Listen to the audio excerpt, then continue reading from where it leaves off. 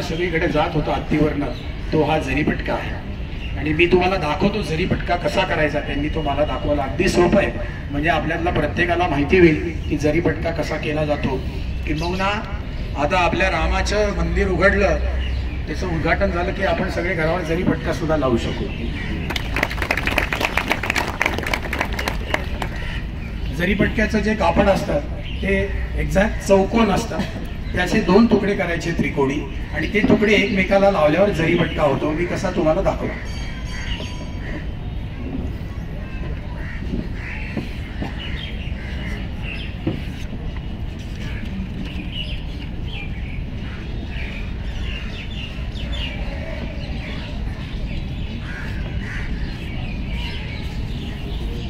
त्याचे एक्झॅक्ट 2 तुकडे गेले. हा जो तुकडा इकडचा, हे फक्त तुम्ही इथे आणलं,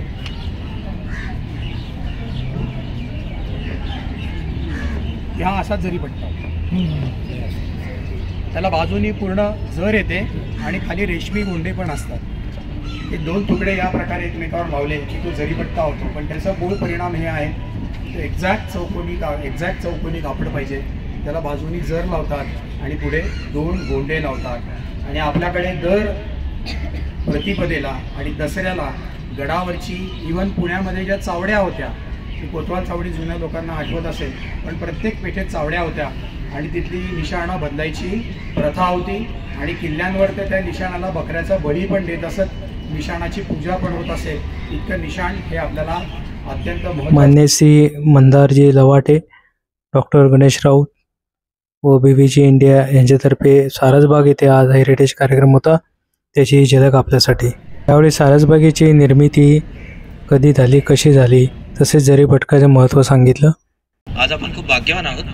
पुणे शहराचा मोडी कागदपत्रांमधून ओरिजिनल अभ्यास ज्यांनी केलेला आहे आणि ज्यांचे शेकडो लेख विविध वर्तमानपत्रांमध्ये आलेले आहेत.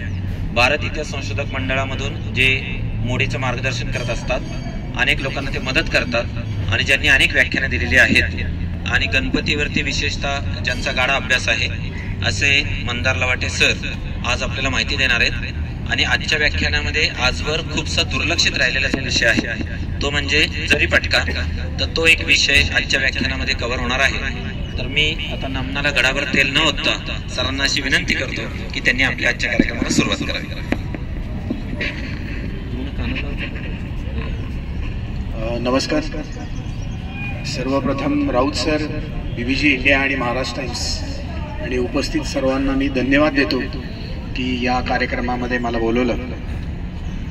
सारसबाग हे पुण्यातच नव्हे तर सगळीकडे आपल्याला माहिती आहे, अतिशय प्रसिद्ध मंदिर आहे. आज आपण त्याची माहिती घेणार आहोत. नवीन पिढीला माहिती नसेल, पण जुन्या पुण्याला माहिती आहे की हा तळ्यातला गणपती म्हणून ओळखला जातो, तळ्यातला सिद्धिविनायक म्हणून ओळखला जातो. पुण्यामध्ये जी अगदी जुनी देवस्थानं आहेत त्यापैकी एक हे आहे. पुण्यातलं सगळ्यात गणपतीचं जुनं देवस्थान, किंबहुना पुण्याचं ग्रामदैवतच गणपती हे आहे. आपल्याला माहिती आहे कसबा गणपती. कसबा अगदी जुना आहे, शिवाजी महाराजांच्या आधीपासनं कागदोपत्री त्याचे उल्लेख आहेत. पण ग्रामदैवत म्हणजे अर्थातच शहरातलं अगदी जुनं दैवत. पेशवे दफ्तरमध्ये साधारण 4 कोटी मोडी कागद आहेत आणि तिथे मी जे कागद बघितले ते 1730-1740 साली 4च पुण्यातली मंदिरं आढळतात जे त्या देवळांना दक्षिणा ठेवल्यात. कारण तेव्हा पुणे कसबापुरतं सीमित होतं. ते म्हणजे नागेश्वर, नंतर बाळोबा मुंजा, नंतर कसबा गणपती आणि तिसरं म्हणजे केदारेश्वर. केदारेश्वर तुम्हाला जर का माहिती नसेल तर कसबा गणपतीच्या देवळातनं बाहेर पडलं की उजव्या हाताला जायचं. कसबा गणपतीची भिंत जिथं संपते तिथं बोळ आहे. त्या बोळातनं तुम्ही आत गेलात की तिथं केदारेश्वर आहे. केदारेश्वराचं मंदिर अतिशय प्राचीन आहे. तुम्ही जर का कधी बनेश्वरला गेला असाल तर बनेश्वरला शिवलिंगातला जो उभा भाग असतो त्याला बाण म्हणतात. तो बाण तिथं काढता येतो आणि त्यातनं तुम्ही आत हात घातलात की खाली 5 लिंग आहेत. तसं केदारेश्वर आहे. परंतु जुन्या काळातली अत्यंत मोठी व्यक्ती अण्णासाहेब पटवर्धन यांनी तिथे शिवाशिव होते म्हणून ते वरती बाण लावला आणि ते सगळं बंद केलं. तर त्या काळामध्ये पुण्यामध्ये ही 4 दैवतं होती. नंतर जसजसं पुणे विस्तारत गेलं तसतसं सरदारांचे वाडे उभे राहिले, श्रीमंतांचे वाडे उभे राहिले, सावकारांचे वाडे उभे राहिले आणि पुण्यामध्ये निरनिराळ्या देवळांची निर्मिती झाली. दस्तूरखुद्द पेशव्यांनी ओंकारेश्वरासारखं अत्यंत मोठं मंदिर बांधलं, पर्वतीवर मंदिरं बांधली, हे आपल्याला माहिती आहे. सारसबागेचं मंदिर हे सुद्धा पेशव्यांनी बांधलं हे आपल्याला माहिती आहे. 1784 साली इथे गणपतीची स्थापना झालेली आहे आणि सारसबागेचे मोडी कागद मी बघितलेत. 1782 साली असं ठरलं होतं की इथे मंदिर बांधायचं आणि ते सवाई माधवरावांची कारकीर्द आहे. सवाई माधवरावांनी मंदिर बांधलं असं म्हटलं जातं, परंतु सवाई माधवराव तेव्हा हार्डली 7-8 वर्षाचे होते, त्यामुळे हे सगळं नाना फडणवीसांनी केलं असलं पाहिजे. 1782 सालची नोंद म्हणजे 1784ची नोंद आहे की अमक्या माणसाला पर्वतीचे तळे येथील सारसबाग येथे मंदिर बांधण्यासाठी. म्हणजे पर्वतीचं तळं का झालं तर रमण्याला आलेले काही ब्राह्मण अचानक मोठ्या पुरामुळे किंवा आजकाल आपण जी ढगफुटी बघतो तशी झाली असावी, वाहून गेले. 300-400 ब्राह्मण वाहून गेले आणि त्यामुळे आंबील ओढ्याला बांध घातला आणि त्यातनं सारसबागेच्या तळ्याची निर्मिती झाली. परंतु ती जी नोंद आहे ती अशी आहे की पर्वतीचे तळे येथील सारसबाग, त्यामुळे त्याच्या सुरुवातीपासून या ज्या भागाला जो मधला टेकडी वजा भाग हा तळ्यात उरला असेल त्याला सारसबाग असं म्हणत असत आणि या ठिकाणी मंदिर बांधायचं अशी निश्चिती झाली आणि त्यानुसार एका माणसाला दगड दिला होता. त्या दगडाची किंमत 10 पैसे वगैरे आहे, कुरुंदाचा दगड होता, परंतु तो त्या काळच्या मंदिराच्या वरच्या भागावर बसवण्यासाठी जे उंबरठ्यावर जी असते तसा तो दिला असावा, कारण त्यानंतर संगमरवरी मूर्ती असल्याचं आपण बघतोय. सारसबागेचं तळ किती मोठं होतं तर इकडे मित्रमंडळपासनं तिकडे आता वसंतदादा पाटलांचा पुतळा आहे तिथे आणि इकडे हिराबागेपासनं पेशवे पार्कपर्यंत. आता हे कशावरून तर भारत इतिहास संशोधक मंडळामध्ये पुण्याचा नकाशा आहे जो 1878 ते 1882 4 वर्ष काम करून लाईट LIGST नावाच्या ऑफिसरच्या मार्गदर्शनाखाली केलेला पुण्याचा नकाशा आहे. तो टू द स्केल आहे, म्हणजे 1 इंचाला 200 फूट असं त्यात स्केल आहे आणि त्यातल्या गोष्टी तुम्ही आजही मोजून बघितल्यात तरी तशाच्या तशा दिसतात. आणि त्यात हे सारसबागेचं तळं दाखवलंय, मधली टेकडी दाखवली आहे, त्याच्या पायऱ्या दाखवल्या आहेत. कधी मंडळाचा हेरिटेज वॉक झाला तर तुम्हाला तो नकाशा बघता येईल.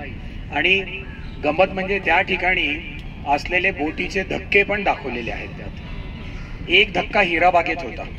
फार पूर्वी मी हिराबागेवर लिहिलं होतं तेव्हा तिथले मॅनेजर जे मला होते म्हणले मला की हिराबागेत आपण आत गेलो की उजव्या हाताला पूर्वी BBLचं ऑफिस होतं आणि पलीकडे लॉन टेनिसचं कोर्ट आहे.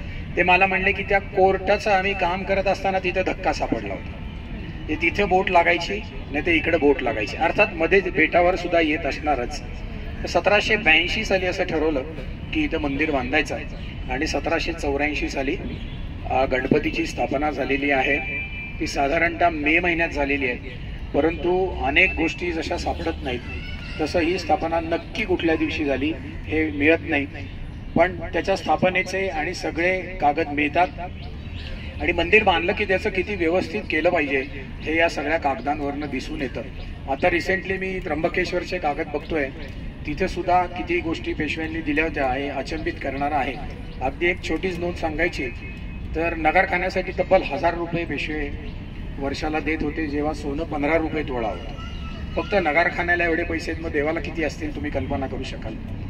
तसं सारसबागेमध्ये सगळं प्रेमाने केलं जात होतं आणि त्यातल्या बऱ्याचशा नोंदी आज या गमतीच्या वाटतात. हा सगळा इतिहास मी देवस्थाननी गणपतीचं सहस्त्रनाम प्रसिद्ध केलं होतं, त्या पुस्तकामध्ये तुम्हाला वाचायला मिळेल. त्याच्या आधी मी वर्तमानपत्रामध्ये पण लिहिलेलं होतं. आणि मग गणपतीच्या मूर्तीची जेव्हा स्थापना झाली तेव्हा इथे 3 लोक कायमची रिक्रूट करण्यात आली. त्यातला एक आचारी असा शब्द आहे तो, दुसरा पूजा करणारा आणि तिसरा खटपट्या असा शब्द आहे त्या काळातला. म्हणजे आजकालच्या भाषेत हेल्पर आपण असं त्याला म्हणू की ज्यांनी सगळ्या प्रकारची हेल्प करायची. आणि त्या तिघांना पुरेल इतका शिधा या ठिकाणी महिन्याचा पाठवला जात असे.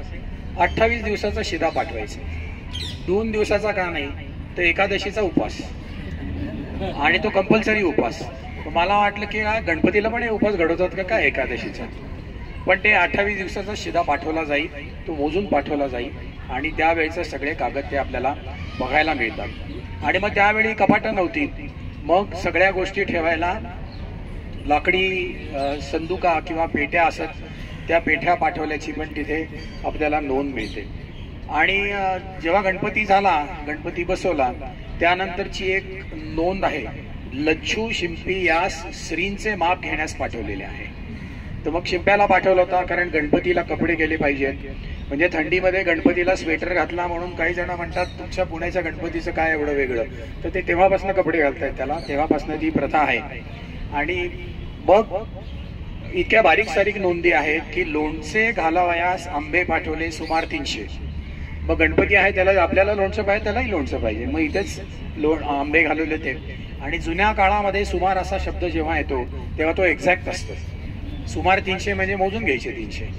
आता आपण ते अप्रॉक्सिमेटली असं म्हणतो, परंतु मूळ फारसी क्रियापद जे आहे ते शुमार कर्दन म्हणजे मोजणे, आणि त्यावरनं बेसुमार म्हणजे न मोजलेलं, किंवा खानेसुमारी हा जो शब्द आहे, खाना म्हणजे घर. ब्रिटिश काळापर्यंत खानेसुमारी होत होती, घरं मोजत होते. मग ब्रिटिशांनी डोकी मोजायला सुरुवात केली, त्यामुळे आंबे पाठवले सुमार 300. ते 300 आंबे पाठवलेले आढळतात.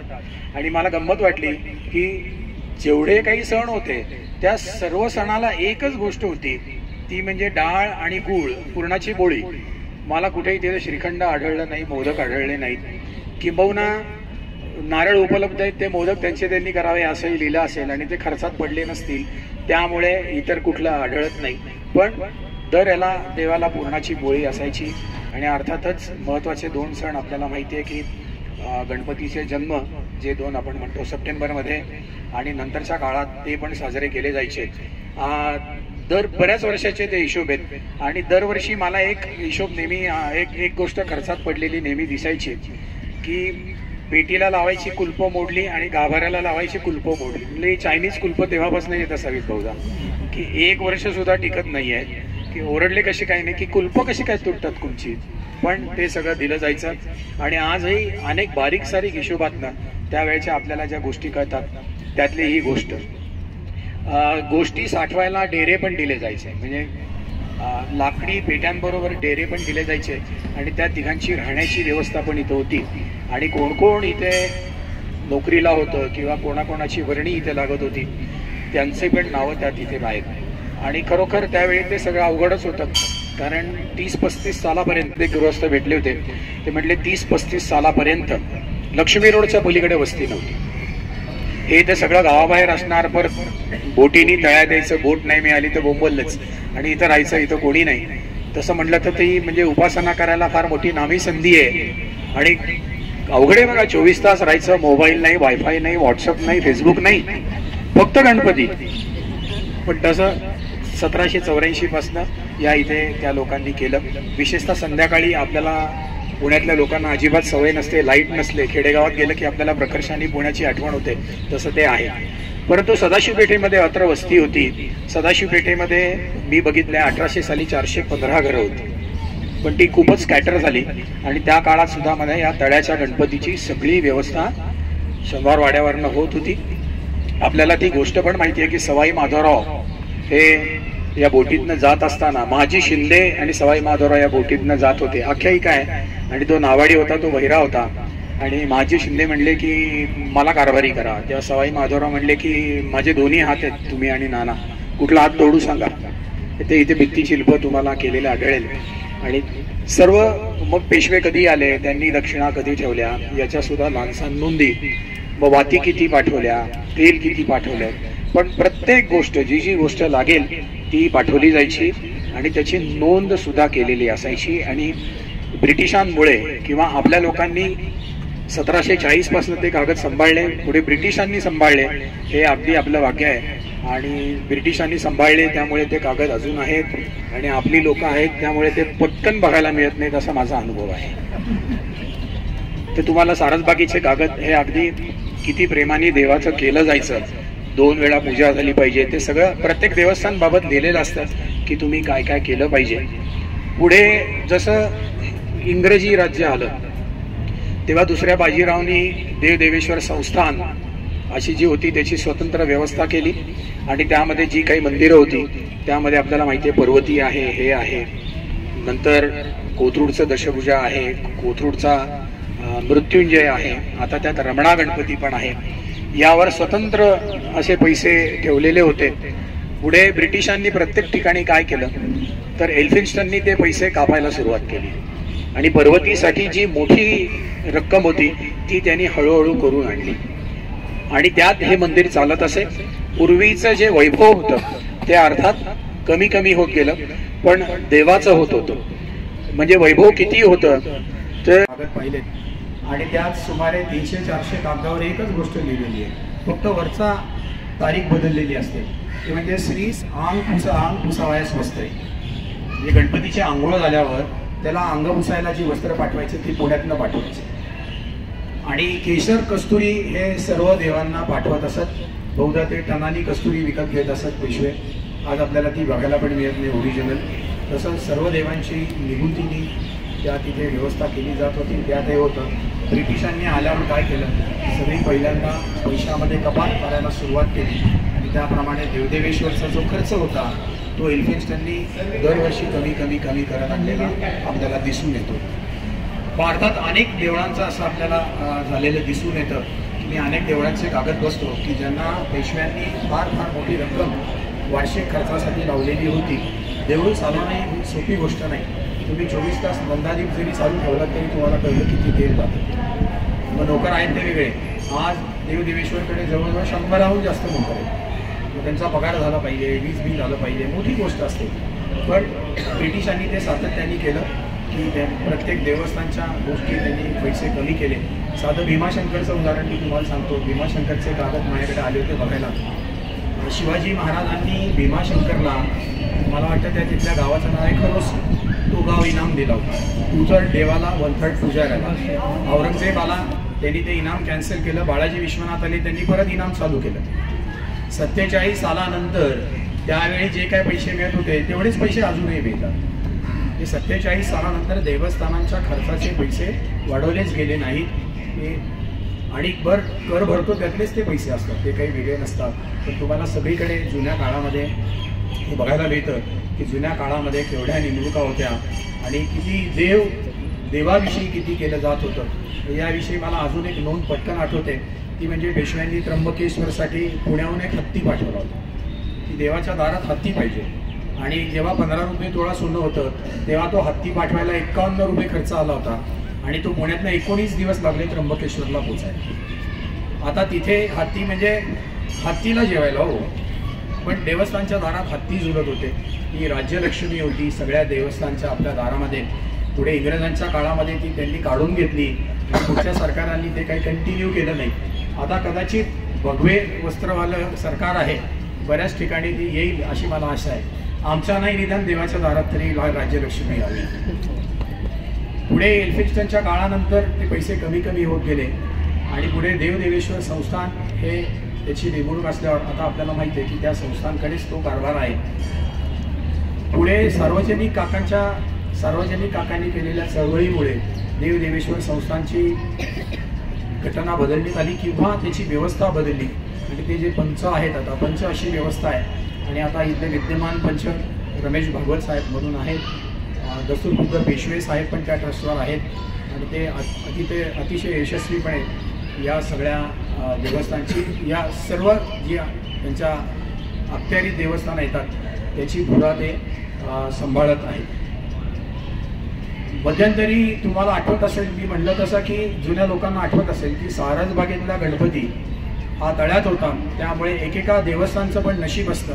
आणि तसं त्या काळात गावाबाहेर असल्यामुळे म्हणा किंवा तळ्यात यायला लागतं असल्यामुळे म्हणा, आत्ता होती तशी वर्दळ तेव्हा नव्हती. पुढे 1913 साली मी म्हटलं तसं की मित्रमंडळापासनं वसंतदादा पाटलांच्या पुतळ्यापर्यंत आणि हिराबागेपासनं इकडे पेशवे मार्गपर्यंत हे तळं होतं. 1913 साली डास होतात म्हणून कॉर्पोरेशननी तत्कालीन पुणे नगरपालिकेने हे बुजवायला सुरुवात केली आणि कचरा टाकायला सुरुवात केली आणि त्या कचऱ्यातनं म्युन्सिपल स्पोर्ट्स ग्राउंड उभं राहिलं. आणि पुढे इकडचा भाग काहीसा तसाच होता. पण 1960 साली भुजंगराव कुलकर्णी नावाचे एक अतिशय जे काही पुण्याला चांगले प्रशासक लाभले त्यात ते होते आणि त्यांनी तिथे बागेची निर्मिती करायला सुरुवात केली आणि त्यांना सारसबाग ही उभी राहिलेली आहे. आणि तेव्हापासून पुणेकरांचं अत्यंत प्रेम आहे सारसबाग आणि पेशवे पार्क. म्हणजे आज जे माझ्या वयाचे असतील 50-55 त्यांना सारसबाग आणि पेशवे पार्कची मजा नक्की आठवत असेल की लहान मुलांना पेशवे पार्कमध्ये नेलंच पाहिजे आणि तिथे हत्ती होते, तिथे बऱ्याच गोष्टी होत्या. दुर्दैवाने आजच्या पिढीला ती गोष्ट अनुभवायला मिळत नाही की मी माझ्या लहानपणी ती सुमित्रा आणि अनारकली बघितलेली आहे आणि सुमित्रा आणि अनारकली या हत्तीणी होत्या हे नवीन पिढीला सांगायला पाहिजे. आणि त्यांचं पुणेकरांवर अतिशय प्रेम होतं. आत्ताच गणपती संपला आहे पण गणपती उत्सवाची मिरवणूक या दोघींपैकी एक आल्याशिवाय चालू व्हायची नाही, कारण कसबा गणपती पुढे या दोघी जणी असायच्या. आणि मग त्यानंतर यांनी इथे सारसबाग झाल्यानंतर फक्त गाभारा एवढंच देऊळ होतं. मग असं देवदेवेश्वरनी ठरवलं की मंदिराचा जीर्णोद्धार करायचा आणि त्यावेळी पेशव्यांचे आत्ताचे विद्यमान वंशज उदयसिंह पेशवे उत्पन्न नव्हतं मंदिराला, त्यामुळे कर्ज काढायचं असं ठरलं. आणि तेव्हा पेशवे साहेब म्हणले की कर्ज फिटलं नाही तर मी ते कर्ज भेटीन, पण सुदैवाने बापाच्या इच्छेने तसं काही झालं नाही. आणि आपण आता हे जे मंदिर बघितलं आहे ते गेल्या 40-50 वर्षातलं आहे, जे सगळं संपूर्णतः लाल दगडातनं बांधलेलं आहे. याच्या आधी काही घडलेल्या महत्त्वाच्या घडामोडी म्हणजे 1780 साली बसवलेली जी मूर्ती आहे ती 1890-92ला बदलली गेली. त्या मूर्तीचे फोटो किंवा रेखाचित्र मात्र उपलब्ध नाहीत. तेव्हा कुंठेकर हे ट्रस्टी होते, याची सगळी माहिती तुम्हाला सारसबागेच्या त्यावेळेच्या अहवालात वाचायला मिळते. आणि त्यानंतर 1990 साली ही मूर्ती बदललेली आहे. मूळ मूर्तीचं क्ले मॉडेल केलं गेलं आणि ते राजस्थानला पाठवून तेव्हा गणपतीवर पुणेकरांचं एवढं प्रेम की बंगलेली असली तरी मूर्ती बदलायची नाही म्हणून काही पुणेकर कोर्टात पण गेलेले होते. तरी नंतर तो निकाल लागला आणि आत्ताची जी मूर्ती आहे आता त्या मूर्तीला 30 ते 32 वर्ष झालेली आहेत असा या देवस्थानचा इतिहास आहे. जाता जाता अजून एक गोष्ट सांगायची आज की आता एक अशी विशेष गोष्ट इथले मुख्य पंच जे आहेत, मुख्य विश्वस्त रमेश भागवत त्यांच्या प्रयत्नातनं घडून आली. साधारण 8-10 वर्षापूर्वी ते भारत इतिहास संशोधक मंडळात आले होते आणि ते म्हणले की जरी पटका कसा असतो तो मला बघायचा आहे आणि ही सगळी पेशव्यांची देवस्थानं आहेत त्यावर मला जरी पटका लावायचा. मंडळामध्ये भारत इतिहास संशोधका मंडळामध्ये काही ध्वज होते, काही निशाणा होती, पण त्यावरनं काही स्पष्ट होईना. तेव्हापासून ते त्या प्रयत्नात होते. आणि आता नंतर त्यांचा मला एक दिवस फोन आला की इथे कानडे नावाचे गृहस्थ आले आणि ते असं सांगतायत की पेशव्यांचा जरीपटका आमच्याकडे असेल तर हे खरं आहे का? म्हणलं हो, ही गोष्ट 100% खरी आहे. कारण भारत इतिहास संशोधक मंडळाच्या जुन्या संशोधकांनी 100 वर्षापूर्वी लिहिलं आहे की शनिवार वाड्याच्या बरोबर समोर सरदार कानडे यांचा वाडा होता आणि सरदार कानड्यांकडे रामचंद्र गणेश कानड्यांकडे जरीपटक्याची जबाबदारी होती. आणि त्यामुळे ते म्हणतायत की मी दाखवतो तुम्हाला जरीपटका कसा करायचा. म्हणले हे खूप अतिशय भाग्याची गोष्ट आहे. आता कानडे साहेब आहेत, त्यांचं वय 75-80 आहे आणि पावसचे स्वरूपानंद जे आहेत त्यांचे ते अनुगृहीत आहेत. आणि स्वरूपानंदांनी अगदी सोप्या ओव्यांमध्ये म्हणजे कळतील अशा ओव्यांमध्ये आपल्याला कळतील अशा ओव्यांमध्ये ज्ञानेश्वरी लिहिली आहे आणि त्याचं ते निरनिराळ्या ठिकाणी त्याचं ते पारायण करतात. इथे सुद्धा ते 8-15 दिवस पारायण होतं आणि खूप लोक होती त्याला. त्यावेळेस मी त्यांना भेटलो तेव्हा त्यांनी मला बऱ्याच गोष्टी दाखवल्या. त्यात एक जरीपटक्याची काठी दाखवली की ती सुमारे 20 ते 25 फूट उंच होती आणि ते म्हणले की ती काठी हत्तीवर असायची. आता पेशव्यांना जरीपटका कोण द्यायचं तर पेशव्यांना नंतर सेनापतींना आणि प्रतिनिधींना हा जरीपटका हा आपल्या राजांकडनं म्हणजे छत्रपतींकडनं दिला जायचा. हे छत्रपती शिवाजी महाराज आणि त्यांचे वंशज ज्या लोकांना हे नेमतील त्या तिघांना दिला जायचा. त्या तिघांनाच का दिला जायचा तर कारण ही तिघं लोक युद्ध करायची, ते प्रत्यक्ष युद्धावर जाणार आणि त्यामुळे तुमचा ध्वज हे तुमचं अस्तित्व असतं, तुमची निशाणी असते आणि त्यामुळे जरीपटका हा जो दिला जायचा तो या तिघांना दिला जायचा. यावर यन केळकरांनी खूप लिहिलंय. आणि जरीपटका जो आज आपला भारतभर फिरला, सगळीकडे फिरला, म्हणजे मला वाटतं शेजूरकरांनी यावर एक खूप छान कॉमेंट केली आहे की मराठी लोकांच्या घोड्याच्या कापा देशाच्या ज्या भागात गेल्या ते भाग शांत झाले एक्सेप्ट काश्मीर. काश्मीरमध्ये मराठी लोक गेली नाहीत म्हणून तो भाग अशांत राहिला. बाकी सगळे भाग मात्र मराठी लोकांनी शांत केले होते. जिथे जिथे जरीपटका गेला, जिथे जिथे आपले घोडे गेले, तिथे तिथे तो भाग आपल्या ताब्यात आला. परंतु इतकी वर्ष झाली, 200 वर्ष पेशवाई जाऊन, पण ते आपलं निशाण कसं होतं ते त्याची किती वर्णनं जरी मिळाली तरी तुम्ही तो करणं शक्य आहे, अशक्य आहे, किंवा तुम्ही इमॅजिन करणं थोडं अवघडच आहे. आणि मग जे केले इमॅजिन ते गेले बरोबर, ते खरं आहे की नाही. पण कानडे म्हणले की आम्ही तो नेहमी बदलतो, की त्या जरीपटक्याची काठी त्यांचे फोटो पण त्यांनी दाखवले आणि त्यांनी तो जरीपटका राजा, ती काठी राजा केळकरला दिली होती आणि 200 वर्षापूर्वी ती लोक पुन्हा सोडून गेली. एक्झॅक्ट शनिवार वाड्याच्या समोर त्यांचा वाडा होता आणि 200 वर्षापूर्वी त्यांनी तो कोणकरांना विकला.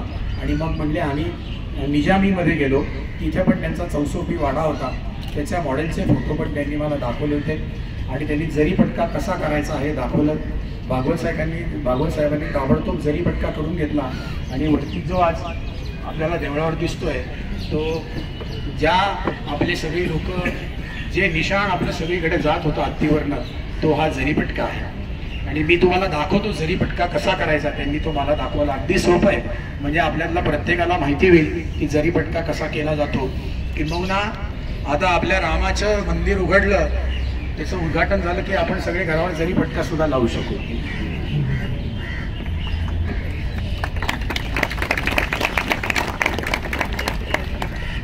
जरीपटक्याचं जे कापड असतं ते एक्झॅक्ट चौकोन असतं, त्याचे 2 तुकडे करायचे त्रिकोणी आणि ते तुकडे एकमेकाला लावल्यावर जरीपटका होतो. मी कसा तुम्हाला दाखवतो.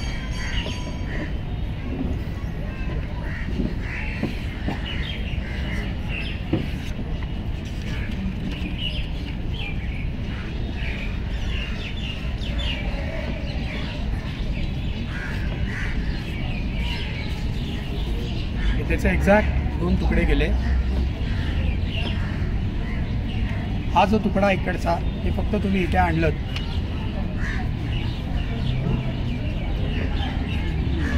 हा असाच जरीपटका, त्याला बाजूनी पूर्ण जर येते आणि खाली रेशमी गोंडे पण असतात.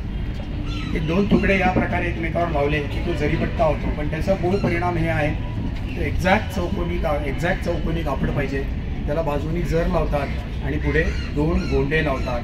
आणि आपल्याकडे दर प्रतिपदेला आणि दसऱ्याला गडावरची, इव्हन पुण्यामध्ये ज्या चावड्या होत्या, ती कोतवाल चावडी जुन्या लोकांना आठवत असेल, पण प्रत्येक पेठेत चावड्या होत्या आणि तिथली निशाणं बदलायची प्रथा होती. आणि किल्ल्यांवर तर त्या निशाणाला बकऱ्याचा बळी पण देत असत, निशाणाची पूजा पण होत असेल. इतकं निशाण हे आपल्याला अत्यंत महत्त्वाचं होतं. हेरिटेज वॉक झाले तर प्रात्यक्षिक घडून दाखवणं हे मला वाटतं आजच्या हेरिटेज वॉकमध्ये पहिल्यांदाच घडलेलं आहे. त्याबद्दल अभिनंदन. पुढचा एखादा वॉक जर शस्त्रास्त्रांवर ठेवला यांना काहीतरी सांगतो. देऊळ आहे ते पुढे फारच लहान होतं. त्याच्यानंतर कर्मा गणपतीपाशी ढेरे पण होते आणि दुधात आपण जेव्हा त्यांचं कापडाचं दुकान होतं ते सावकारी होते. त्यांनी या गणपतीला 50,000 रुपये दिली, त्या काळात दिली होती. ती सगळी माहिती तुम्हाला, त्याचा जो अहवाल आहे सारसबागेचं मंदिर झाल्यावर, त्या अहवालात तुम्हाला वाचायला.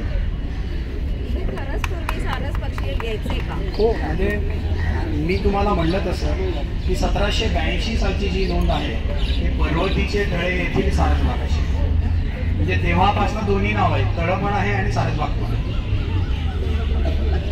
तर पुरू घंटे तेव्हा मधुर ध्वनी, तो ध्वनी मधुर पाहिजे.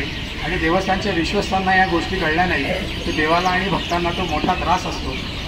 सरांनी तुम्हाला एकदा एखाद्या एक्सपर्टचं लेक्चर ठरवलं की मग बारकावे कळतील की विष्णूच्या हातात 4 हात आहेत, त्या 4 हातामधली आयुधं बदलली की त्यांचं नाव बदलतं. आणि ती 24 नावं संज्ञेमध्ये आहेत.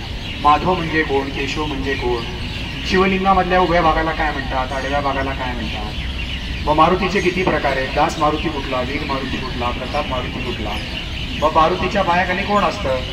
मंदिराच्या मालकांना विचारा, पुजाऱ्यांना विचारा, ते म्हणतील राक्षस असतो. म्हणून कुठला राक्षस. अशोक वाटिका जी होती त्याचा जो प्रहस्त नावाचा राक्षस होता, त्याचा मुलगा होता जम्बू. तो मारुतीच्या अंगावर धावून आला, त्या मारुतीने त्याला मारला, म्हणजे पायाखाली घेतला, म्हणून तो जम्बूबाई. तर मारुतीच्या देवळात मारुतीच्या पायाखाली तो जम्बूबाई असतो. तुम्ही किल्ल्यावर गेलात तर मारुतीच्या पायाखाली स्त्री आकार असतो. तो कोण असतो की ते म्हणतात राक्षसी नाही. मग कुठली राक्षसी? तर ती पनवती असते. पनवती म्हणजे वासना. सर्व वासना मारुतीने चिरडून टाकल्या, त्याला कुठलीही वासना नाही, म्हणून ती पनवती असते. आणि हे आपण जेव्हा म्हणजे एखाद्या माणसाला जर का 6 रिपू आवरत नसतील तर त्यांनी पनवती पायाखाली असलेल्या मारुतीची उपासना केली पाहिजे, की त्याचे ते 6 रिपू हे सटकत असेल, एखादं सारखं बांधत असेल, मारत असेल. पण पुण्यात तसा मारुती नाही आहे, ते किल्ल्यांवर बघायला मिळतात. तर या बारकाव्यांनी आपण आपली मंदिरं बघितली पाहिजेत. आणि प्रत्येक मूर्तीच्या उपासनेने विशिष्ट फळं तुम्हाला मिळत असतात.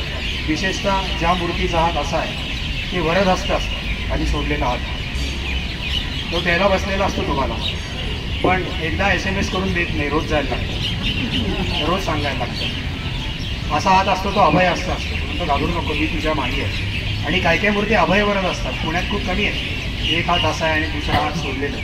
हे सगळं जेव्हा तुम्ही बघाल, उगाचच कोणाला तरी चांगली मूर्ती करता येते म्हणून ते नसतात. काही मूर्तिकार दिसतात तसे, पण मूलतः कुठल्या मूर्तीच्या उपासनेने काय असतं किंवा आपल्या बेसिक गोष्टी आहेत ज्याच्यापासून आपण लांब गेलो आहे त्या आपण जाणून घेतल्या पाहिजे. रिद्धी आणि सिद्धी. सिद्धिविनायकाला आपण महाराष्ट्रात घाबरतो, पण खाली साऊथमध्ये सर्रास सिद्धिविनायक असतात. शेवटी तो भावनेचा प्रश्न आहे. म्हणजे जयामनी जैसा भाव त्याला तैसा अनुभव असं म्हणलेलं आहे. तुमच्या देवाकडे जसा भाव आहे तसा अनुभव आहे. तुम्ही देवावर प्रेम करा, मनापासून प्रेम करा, काहीतरी हवाई म्हणून प्रेम करू नका, मग तुम्हाला काही नियम राहणार नाही. म्हणजे आता गुलाबराव महाराजांची गोष्ट आहे की ते अंध होते, ते आळंदीला गेले. कोणीतरी माऊलींच्या समाधीची पूजा करत असते, पण माऊलींची समाधी बघितली आहे, पाषाण आहे, त्यावर एक असलेले वर्ण जे आपल्याला दिसतं ते. गुलाबराव महाराज काय म्हणले, हळू आंघोळ घाला म्हणले, हातातले सल्ले बोचतील. सल्ले म्हणजे अंगठ्या. काय भाव आहे बघा, की प्रत्यक्षात ते दगडाला आंघोळ घालतात, पण तुमच्या अंगठ्या बोचल्या नाही पाहिजेत माऊलींना. हा भाव तुम्ही बाणवलात की तुम्हाला नियम राहत नाही. तो भाव नसेल तर मग हे सगळ्या अडचणी येतात, सोळवळ येतात. वृद्धी आणि सिद्धी हा त्यातला त्यामागे फरक आहे. सरळ सोड नसलेल्या गणपतीला काय म्हणायचं? मग असा गणपती कुठे आहे तो तुम्हाला ओंकारेश्वराच्या कळसावरती बघायला मिळेल. प्रत्यक्षात तुम्ही पुराणाचं नाव सांगतो, मला आता विसरलो. 32 वर्णन आहेत गणपती पुराणामध्ये, आणि त्या वर्णनानुसार निरनिराळे चित्र आहेत, निरनिराळ्या मूर्ती आहेत. त्या आम्ही सकाळमध्ये 10 दिवसात प्रसिद्ध पण केलेल्या होत्या. गणेश पुराणामध्ये पण गणपतीची निरनिराळं वर्णन आहे. त्यानुसार सहस्त्रनामामध्ये त्यामध्ये एक वर्णन आहे की भग्न वामरद स्तुंग संवेदनतो. ही सगळी नावं आहेत. भग्न म्हणजे तुटलेला, वाम म्हणजे उजवा, आणि रद म्हणजे दात. भग्न वाम रद म्हणजे जसा डावा दात तुटलेला. स्तुंग संवेदनतो, उजवा हात उंच आहे. त्यामुळे आपल्याकडे ज्या मूर्ती आहेत त्याचा डावा दात तुटलेला आणि उजवा दात मोठा असला पाहिजे. पण मी काही मूर्त्या बघितल्यात साऊथमधल्या, त्याचं एक्झॅक्ट उलट असतं. मग गणपतीचा दात का तुटला आहे ही पण गोष्ट तुम्हाला माहिती असेल की परशुरामांची जी लढाई झाली त्यात तो दात तुटला गेला, त्यावरनं त्याला एकदंत नाव झालं. आणि मग ते सहस्त्रनाम असेल किंवा ते जे पुराण आहे ते वाचलं तर तुम्हाला त्या स्वरूपाची माहिती होते. इव्हन गणपतीचं म्हणजे आपली लोकं किती प्रगल्भ होती, तर फक्त ग पासून सुरू होणारी 1000 नावं असं गणपतीचं सहस्त्रनाम. आणि ते तुम्हाला सहजासहजी नेटवर सापडेल. गकारयुक्त सहस्त्रनाम 1000 नावं आहेत. खूप अवघड आहे, ज्यांनी कोणी रचले तो ग्रेट आहे. पण या सहस्त्रनामातनं आणि पुराणातनं केलेल्या वर्णनाने तुम्हाला त्या मूर्तीबाबत गोष्टी कळतात. आणि निरनिराळ्या मूर्तीच्या उपासना या निरनिराळी फळं देणारी असतात. आणि जेव्हा जाणती लोक मूर्ती स्थापन करतात त्यामागे त्यांचे जे विशिष्ट हेतू असतात. आणि आपण मात्र भक्ती मार्गाने सांगितले तसं जायचं, संतांनी जे सांगितले ते आपण करायचं. योग्य वेळी ते बाहेर आले पाहिजेत आणि योग्य वेळी ते आतही घेता आले पाहिजे म्हणून कासव हे प्रतीक आहे. अशा सर्व प्रतीकांचा अर्थ भारतीय संस्कृती या पुस्तकामध्ये साने गुरुजींनी उत्कृष्टरित्या उलगडून दाखवला आहे. ते साधना प्रकाशनने पुस्तक प्रकाशित केलेलं आहे. कुठे नाही मिळालं तर ते आमच्या ग्रंथालयामध्ये ते पुस्तक आहे, ते तुम्ही जरूर वाचा. आता सरांनी हा जो सगळा विषय मांडला तर गणपतीचा भारतभरातला आणि जगभरातला प्रवास सांगणारं साठे नावाच्या गृहस्थांचा त्याच्यावर अभ्यास आहे. त्यांचं व्याख्यान मग मी आता आयोजित करेन की जिथे आपल्याला भारतभरातला गणपती आणि जगभरामध्ये पोहोचलेला गणपती आणि ही जी सगळी प्रतीकं आहेत, ही सगळी प्रतीकं काय आहेत ते आपल्याला तिथे समजून घेता येईल. आजच्या संध्याकाळी श्री गणेशाकडे येण्याची आपल्याला जी इच्छा झाली आणि या निमित्तानं श्री गणेशाचा सगळा इतिहास आणि ह्या सगळ्या परिसराचा इतिहास समजून घेता आला, याबद्दल मंदार लावाटे सरांचा मी मनपूर्वक आभारी आहे. तुम्ही सगळेजण इथे आलात याबद्दल मनपूर्वक धन्यवाद.